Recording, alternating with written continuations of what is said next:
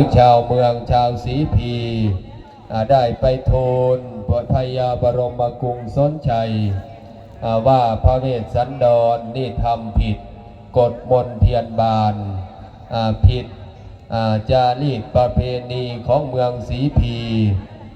ชาวเมืองศรีพีได้ไปทูลพระยาบรมกรุงสนชัยแล้วว่าให้พระยาบรมกรุงสนชัยนี่ประหารชีวิตของพระเวสสันดรถ้าไม่ประหารชีวิตพระเวสสันดร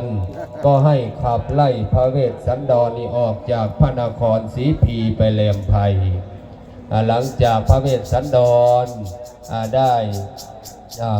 ออกจากพระนครก็มีพระนางมัตสีกันหาและจารีได้ติดตามพระเวสสันดรกับพระนางมัตสีมา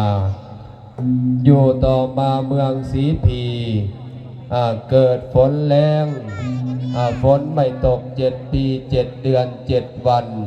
7 ชั่วโมง7 นาที7 วินาทีทำยังไงฝนก็ไม่ตกบ้านเมืองเกิดแห้งแล้งทุกข์ยากลำบากข้าวยากหมากแพงจับพ่อพญาไปนั่งตากแดด3 วัน 3 คืนและฝนก็ยังไม่ตกแห่นางช้างเสิงนางแมวทำยังไงฝนก็ไม่ตก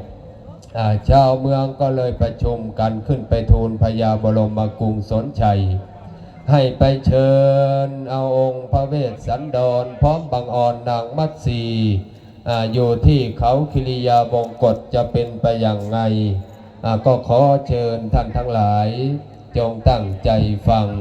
ด้วยสัจจะเคารพคารวะในธรรมะ